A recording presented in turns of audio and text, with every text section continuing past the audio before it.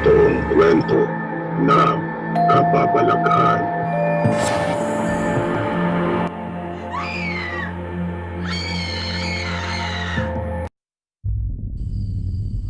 Kumusta po kayo mga ginigiliw kong tagapakinig? Muli po ay narito tayo para sa isa na namang kwento ng kababalaghan. At tulad po ng dati ay hangat ko pong lagi na sana'y abutan po kayo ng pagtatanghal na ito na nasa mabuti pong kalagayan, ligtas sa anumang uri ng kapamakan at karamdaman. At narito na po ang kwentong tampok natin para sa araw na ito, na minsan pang ipinadala sa atin ng masugid nating taga-subaybay. At ito ay ating pinamagatang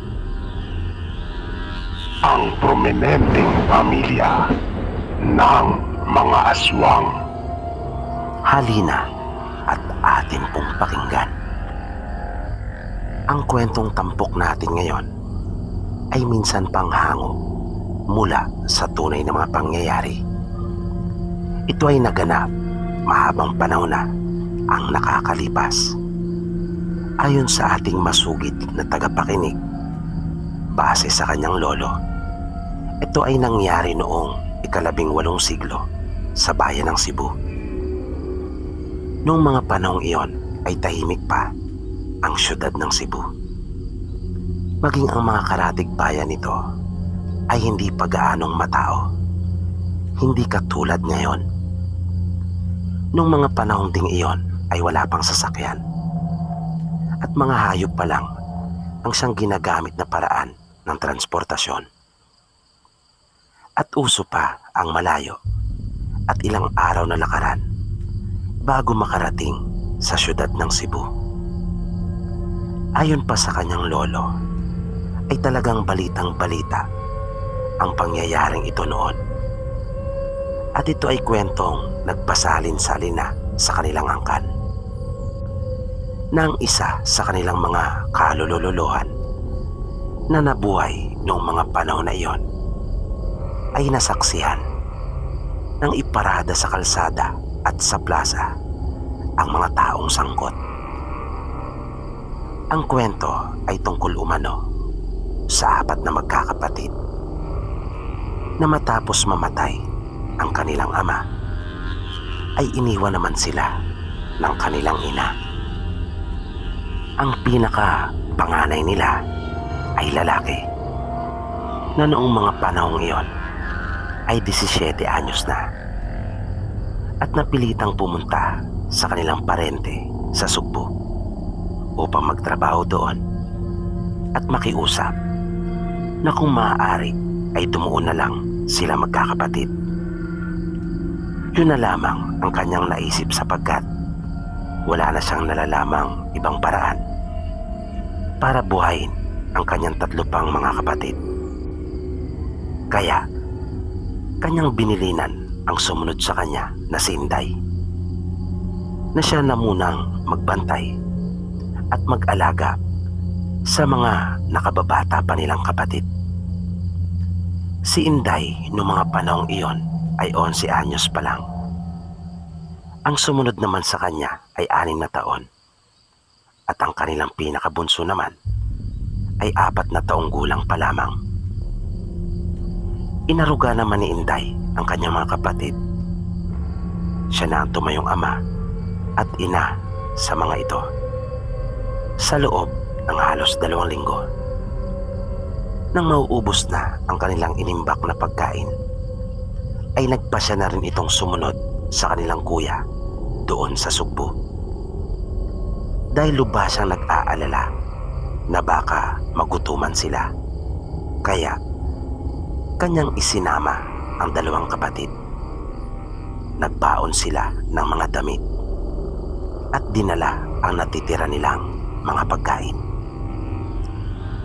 Kaya isang araw, maaga pa ay umalis na sila sa kanilang bahay. Naglakad sila buong araw.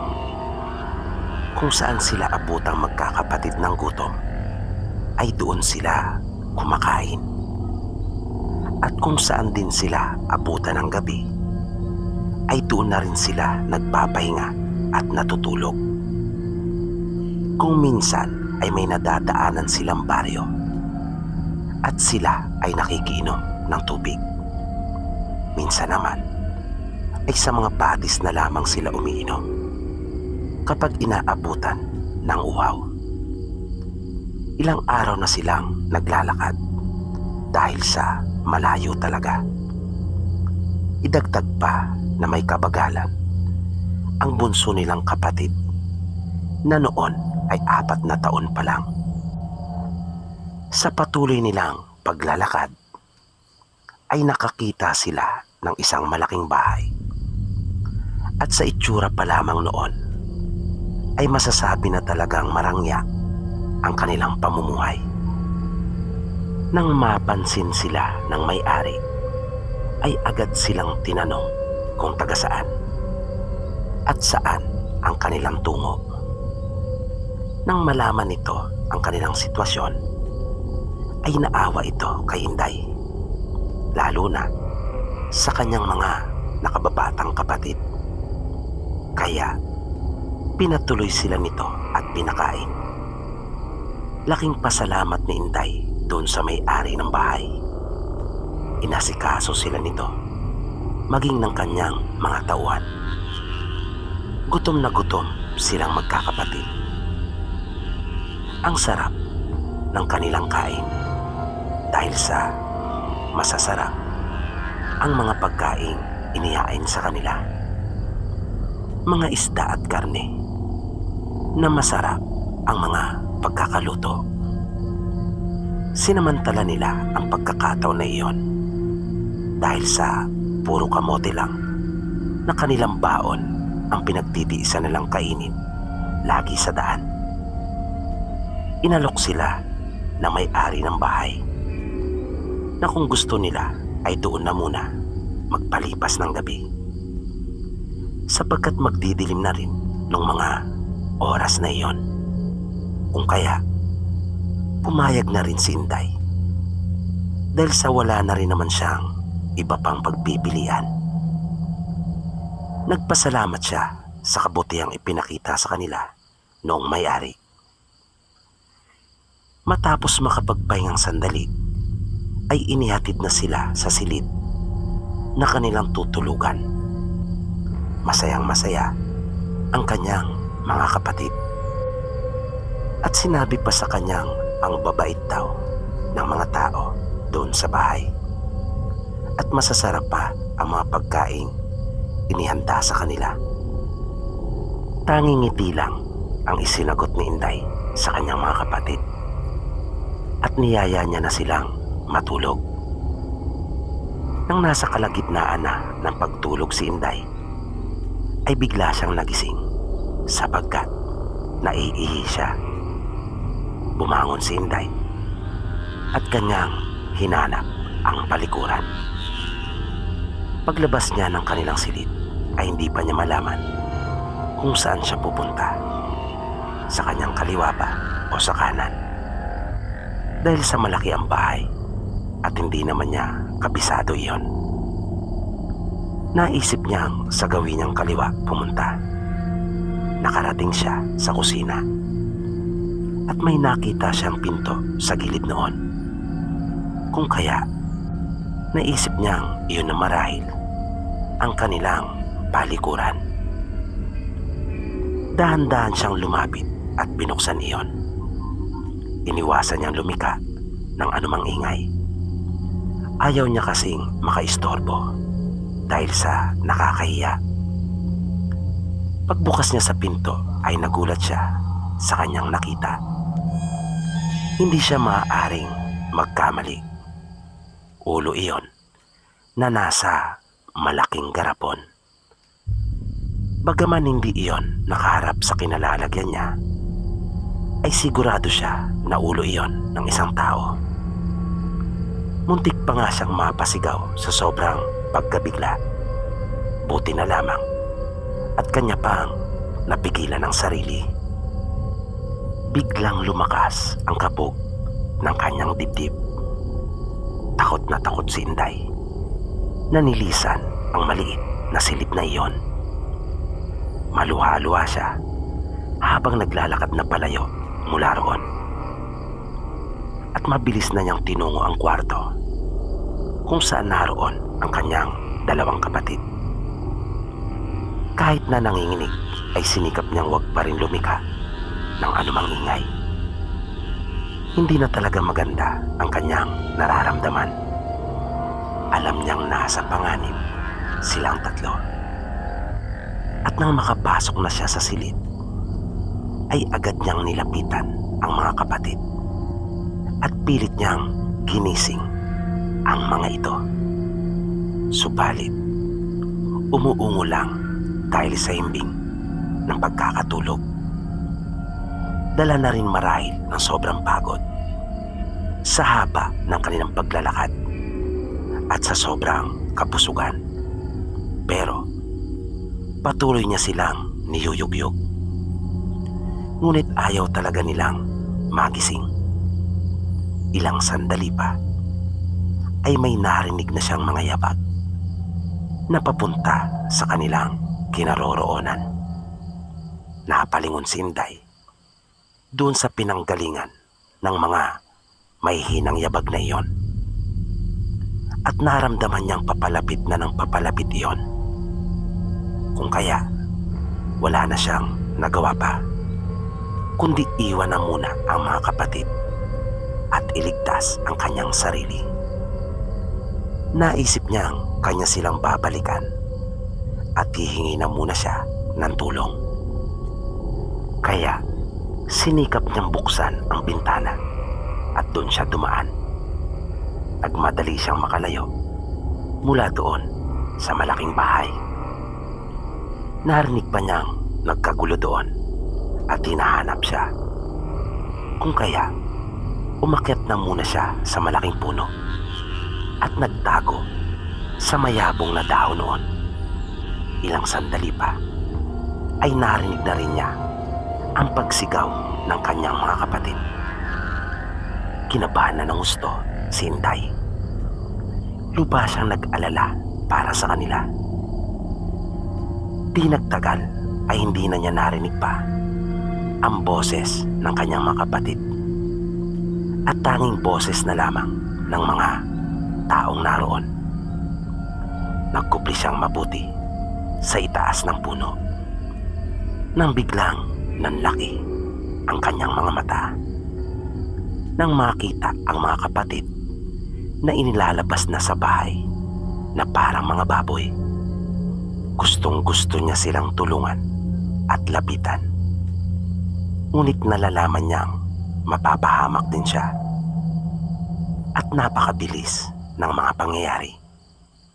Ilang saglit lang ay nakita niyang tinatadtad na parang karne ang kanyang mga kapatid. Napaluha na lamang si Inday sa karumaldumal na sinapit ng kanyang mga kapatid. Awang-awa siya sa kanila. Makaraan ang ilan pang sandali. Nang mawala na ang mga ito, ay mabilis na siyang bumaba sa puno. Umaripas na siya ng takbo papalayo. Mabuti na lamang at kahit paano ay may liwanag na nagmumula sa buwan. Kung kaya, hindi siya nahirapan sa pagtahak ng daan. Nagpatuloy siya sa kanyang pagtakbo habang umiiyak. Malayo-layo na rin ang kanyang tinakbo. Kahit pagod at humihingal ay nagpatuloy pa rin siya. Nang makakita siya ng mga bahay sa unahan, ay agad siyang sumigaw at humingi ng saklolo. Nang harapin siya ng mga tao doon, ay hindi pa agad siya nakapagsalita at patuloy lang na nag-iiyak dahil sa takot at matinding pagkabigla. Nang mapakalma na si Inday, ay sinimula na nilang magtanong dito. At ikinuwento naman ni Inday sa kanila ang lahat ng nangyari. Agad namang kumilos ang mga tao at umaksyon. Ayon pa sa kanila, ay matagal na nilang pinaghihinalaan na aswang ang mga tao doon sa sinasabing baryo ni Inday. Iyon pala ay isang baryo ng mga aswang at kanila umanong nalalaman ang lugar na kanyang tinutukoy. Kaya kasama ng tumatayong punong barangay ay nagtipon-tipon sila at kanilang sinamahan si Inday. Armado ng mga itak at sibat ay sinugod nila ang sinasabing baryo. Dahil sa kwento na iyon ni Inday ay talaga namang napukaw ang damdamin ng mga tao. Pagdating nila doon sa mismong bahay na tinuluyan nila Inday, ay nagulat pa sila ng kanilang abutan na tila may malaking handaan na nagaganap. Nadatnan din nila doon ang ilang mga prominenteng bisita at mga pamilya.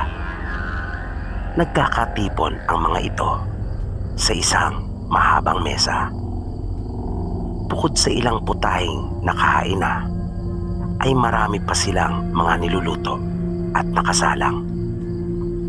Marami din ang serbesa at mga mamahaling alak. Niyaya pa sila ng mga ito na sila ay saluhan sa kanilang pagdiriwang. Ngunit tumanggi sila at agad na sinabi ang kanilang pakay na mabilis namang pinabulaanan at itinanggi ng may-ari ng bahay. Sinabi pa nito na kahit kailan ay hindi pa niya nakita si Inday at hindi daw niya talaga ito nakikilala. At nagsisinungaling lang umano ito. Nang marinig naman iyon ni Inday ay napahugulgol ito at sinabing kinatay nila ang kanyang mga kapatid. Muling nagsalita ang may-ari ng bahay at sinabing kanya silang pinahintulutan na halugugin ang kanyang bahay upang matapos na umano ang lahat, sapagkat nakakaabala na daw sila sa kanilang isinasagawang pagtitipon. Bago pumasok ang ilang mga kalalakihan, ay binulungan ni Inday ang punong barangay. At makalipas ang ilang sandaling pag-uusisa sa bahay, ay lumabas na sila. Paglabas ng bahay, ay sinabi ng punong barangay na wala na umanong gagalaw. Agad nilang pinalibutan ang mga ito. Tila nagulat naman ang may-ari ng bahay, maging ang kanyang mga panauhin na patuloy pang kumakain at nagiinuman. Sinabihan nila ang mga ito na wag na umanong manlaban upang maging mapayapa ang lahat at hindi mauwi sa hindi maganda. Kanilang tinalian ang may-ari ng bahay kasama na ng kanyang mga panauhin. Nagtanong pa ito kung ano raw ang kanilang kasalanan. Tinawag ng Kapitan del Barrio ang isa sa kanilang kasama at lumapit ito na dala-dala ang malaking garapon na naglalaman ng ulo ng isang tao. Laking gulat naman ni Inday nang kanyang makita ng malapitan at nakaharap ang ulo ng tao. Iyon ay walang iba kundi ang panganay nilang kapatid, kung kaya muli na namang napahagulgol ito. At nang sila ay magpatuloy pa sa paghahalugog sa palibot ng bahay, ay kanilang napatunayang hindi nga nagsisinungaling si Inday, pagkat natagpuan din ang ulo ng dalawa pa niyang kapatid. Kaya kanilang tinalian ang may-ari ng bahay kasama na ng kanyang mga prominenteng bisita na pinaghihinalaan ring aswang.